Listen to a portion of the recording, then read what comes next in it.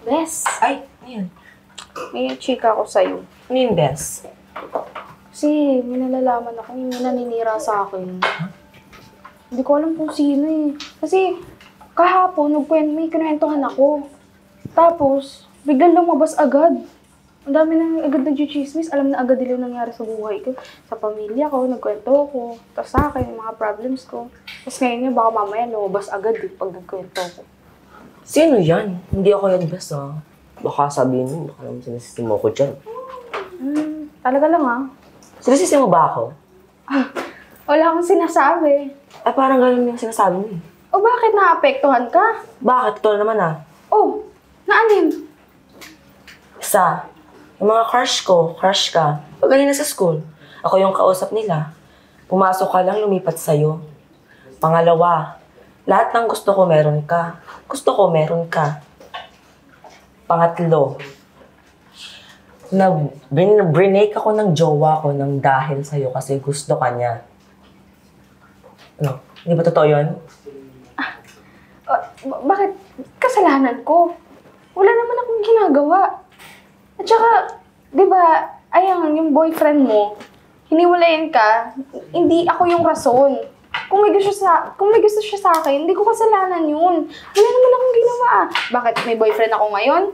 Naging boyfriend ko ba siya? Nagustuhan ko ba siya? Hindi, di ba? Isa pa, mga tao is vibing sa'yo. Natutuwa sila sa'yo. Kada pasok mo na lang, lahat sila sa'yo may gusto. Ako na lang palaging naiiwan.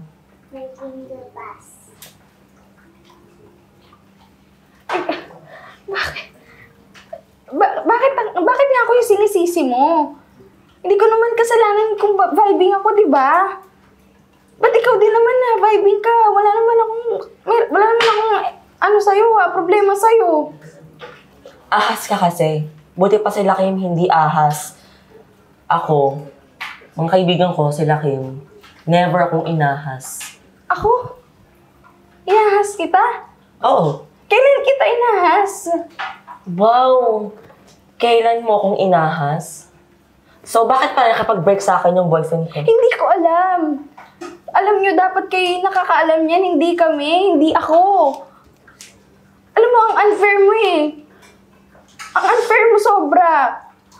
Kasi, dyan sa mga kaibigan mo, ayan, sila Kim yung sinasabi mo. Buti pa nga sa kanila, okay ka eh. Tapos kapag sa akin, pupunta ka sa akin, may problema ka lang? Bakit? Doktor ba ako?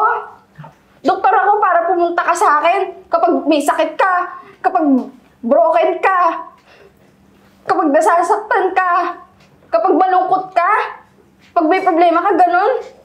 Sa akin ka mag-open.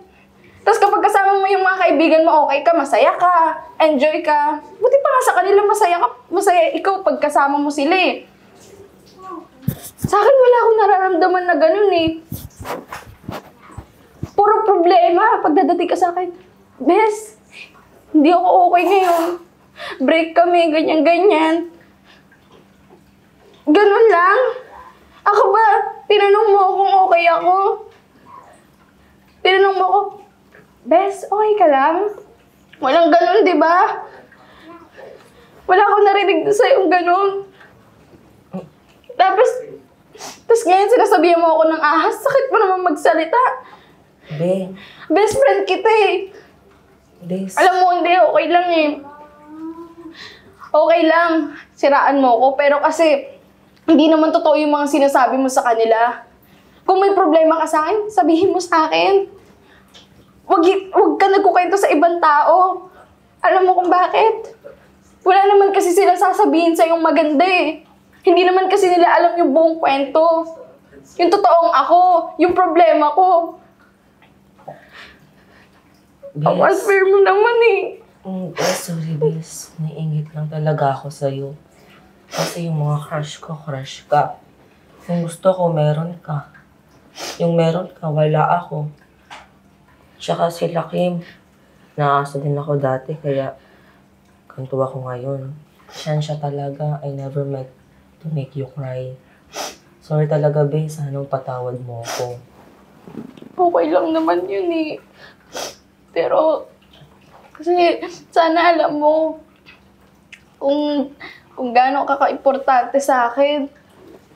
Tsaka hindi naman kita sinisiraan sa ibang tao. Hindi mo ako kailangan ganunin. Sorry talaga, Pwede ka Bes. mag-open sa akin, Bes. Best friend mo ako ilang taon na. Sorry talaga, Bes. Sorry talaga sa ginawa ko sa'yo na pinagchismisan kita. Na pinagchismisan kita sa ibang tao. Sorry talaga. Sana magpatawad mo ako. Okay lang yun. Sa susunod kung may problema ka sa akin o sa ibang tao, huwag may chismis sa iba. Okay? Sige, Bes. Sorry talaga. Sorry talaga, Bes. Sorry talaga. Lang.